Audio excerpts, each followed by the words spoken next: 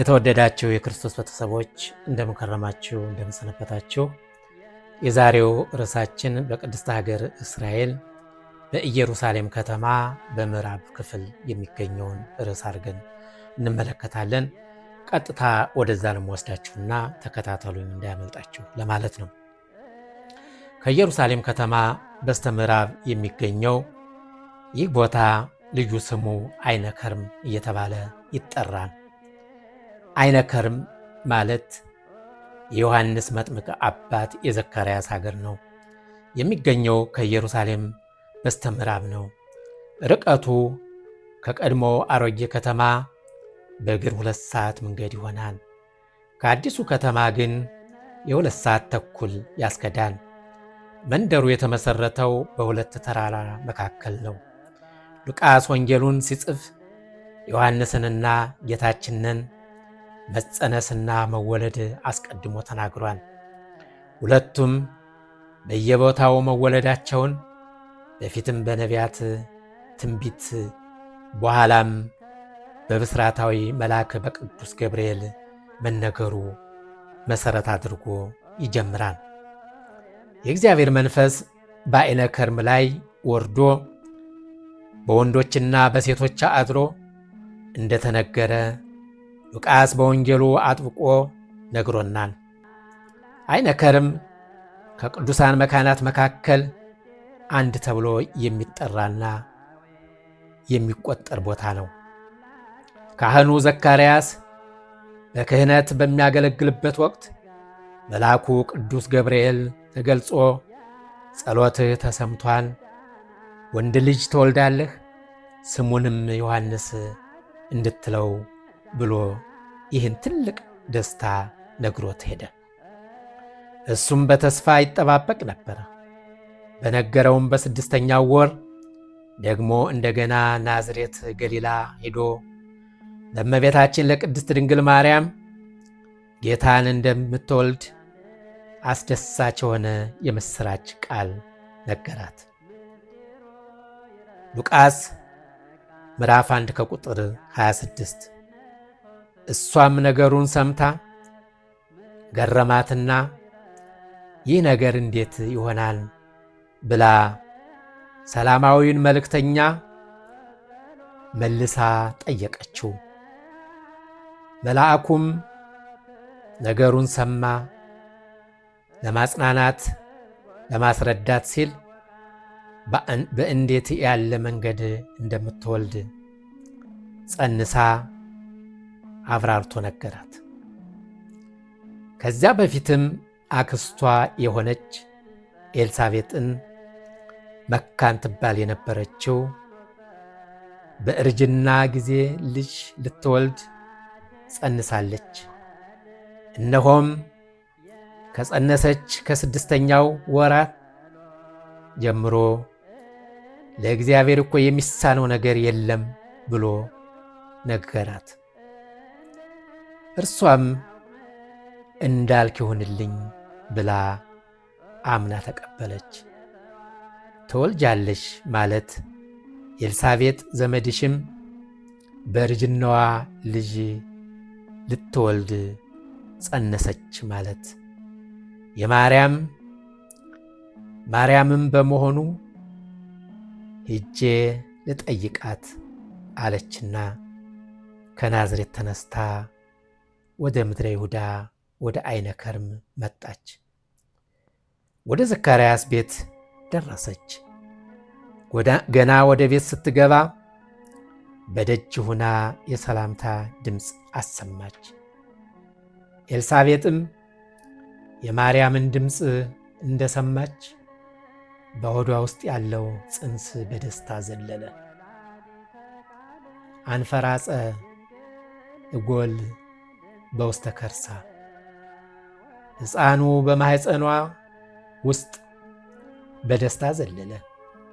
ኤልሳቤጥ እመቤታችን ቅድስት ድንግል ማርያም ወደ እሷ በደረሰች ጊዜ ገና ሳይጫወቱ ሳይጠያየቁ ከደስታና ከመደንገጥም የተነሳ ጽንሷ በማኅፀኗ ተናወጠ። መንፈስ ቅዱስ እንድትናገር ልቧን አብራራውና ድምጿንም ከፍ አድርጋ አንቺ ከሴቶች ሁሉ የተባረክሽ ነሽ፣ የማኅፀንሽም ፍሬ የተባረከ ነው፣ የጌታ እናት ወደ እኔ ትመጭ ዘንድ እንዴት ይገባኛል እያለች ወደ ደጅ ወጥታ ተቀበለቻት። እመቤታችን ቅድስት ድንግል ማርያም መንፈስ ቅዱስ ለማዳሪያነት መርጧታንና እንዲህ አለች፣ ነፍሴ ጌታዬን ታስበዋለች፣ መንፈሴም በአምላኬ በመድኃኒቴ ሐሴት ታደርጋለች። ምስጋናዋን ከተናገረች በኋላ ከእንግዲህ ወዲህማ የምታመሰግኝኝ መቼ አንቺ ብቻ ነሽ? ከዛሬ ጀምሮ ትውልድ ሁሉ ያመሰግኑኛል አለቻት። እንደዚህም እያሉ ሁለቱ ሰላምታውን የተለዋወጡበት የዘካርያስ ቤት ነው። እሱም ከተራራው አግድመት ይገኛል። ቦታውን ዛሬ ላቲኖች ይዘውታል። የዚሁ የሁለቱ ሰላምታ ለመታሰቢያነት በመቅደሱ ውስጥ በላቲኖች ቋንቋ ተአብዮ ነፍሴ ለእግዚአብሔር የሚል ቃል ተጽፏል። በመቅደሱ ደጅም ሁለት እንደተቃቀፉና እንደተሳሳሙ ሆኖ የሚያሳይ ስዕል ተቀርጾ ይታያል።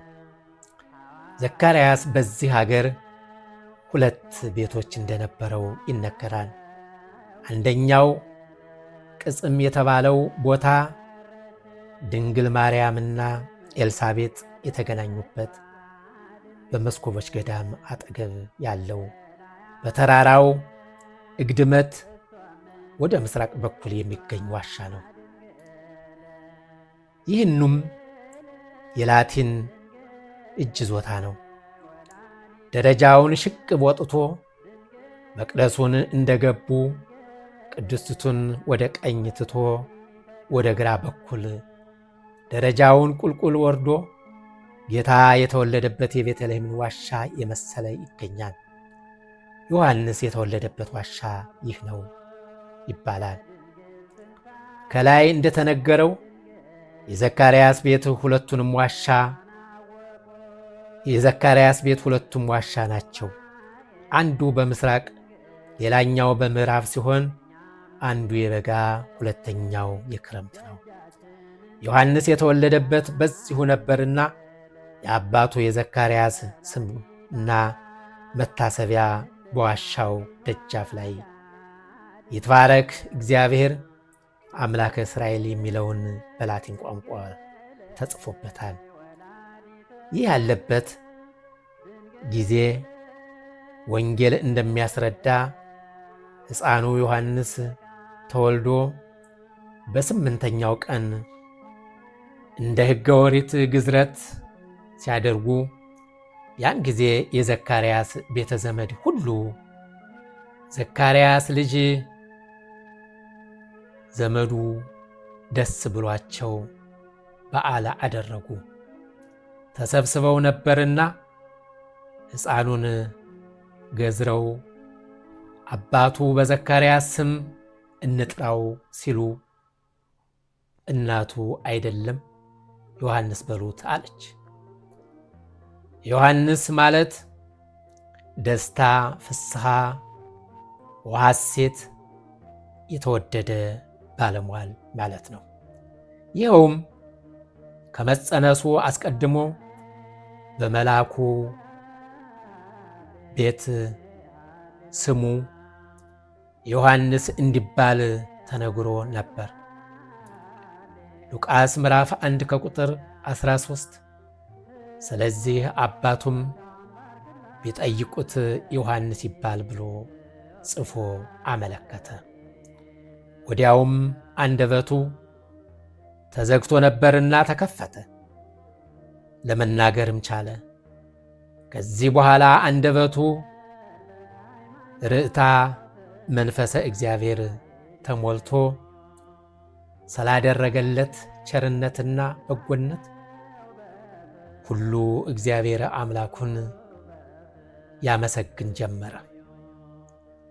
የእስራኤል ጌታ አምላከ ይትባረክ ጎብኝቶ ለሕዝቡ ቤዛ አድርጎና ከጥንት ጀምሮ በነበሩት በቅዱሳን ነቢያት አፍ እንደተነገረ በብላቴናው በዳዊት ቤት የመዳን ቀንድን አስነስቷልና እያለ እስከ መጨረሻው ያለውን ዝማሬ ደረሰ።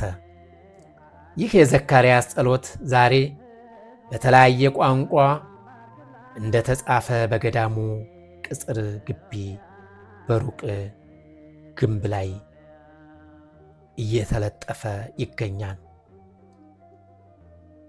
በእኛ ቋንቋም በአማርኛ እማሆይ ወለተ ገብርኤል የተባሉት በጎ አድራጊ እናት በገንዘባቸው አጽፈው እንደ ሌሎቹ ክርስቲያኖች በበራፉ አስቀምጠዋል። በሉቃስ ወንጌል እንደተጻፈው አይነ ከርም የምንጭ ውሃ የበዛበት የአትክልት እጽዋት ልምላሜ የሚታይበት ለዓይን የሚያስደስት ቦታ ነው። የአይነ ከርም ስሙ ትርጓሜው በአረብኛ የአትክልት ሀገር ማለት ነው። ጥሩ የሆነ ከዓለት የሚፈስ ንጹሕ ውሃ አለው። የምንጩም ስም አረቦቹ የማርያም ምንጭ ይሉታል። በአካባቢው የሚኖሩ ሕዝብ ቀደም ሲል ክርስቲያኖችና እስላሞች አረቦች ይኖሩበት ነበር። በአካባቢው 4 ገዳማት አሉ። 2ቱ የላቲን ሲሆኑ 2ቱ ደግሞ የኦርቶዶክሳውያን ናቸው። አንዱ የግሪክ ኦርቶዶክስ ሲሆን 2ኛው የመስኮብ ነው። አይነ ከርም ስትወሳ ትዝ የሚለው ከሴት ከተወለዱት ዮሐንስ የሚበልጥ የለም የተባለው ቅዱስ ዮሐንስ ነው። አስቀድሞ በመጽሐፍ ነቢያት ስለ ክብሩ የተነገረለት ነቢይ ሐዋርያ ነው። መጽሐፈ ኢሳይያስ ምዕራፍ 40 ከቁጥር 3፣ መጽሐፈ ሚክያስ ምዕራፍ 3 ከቁጥር 6። አይነ ከርም እስካሁን የተመለከትነው ዮሐንስ የተወለደበት አካባቢ መሆኑን ነው። ያደገበት ቦታ ደግሞ ከአይነ ከርም ወደ ምዕራብ አቅጣጫ ቢያንስ 3 ኪሎ ሜትር ተሄዶ ይገኛል። እንግዲህ ቅዱስ ዮሐንስ አባቱ ዘካርያስ በእርሱ ምክንያት በቤተ መቅደስ ከገደሉት በኋላ እናቱ ኤልሳቤጥ ሸሽታ ይዛው ሄደች። በዛ ዋሻ ስትኖር ሞተች። መቃብሯ ከዚያ አለ። ነገር ግን በስንክሳር እንደተጻፈ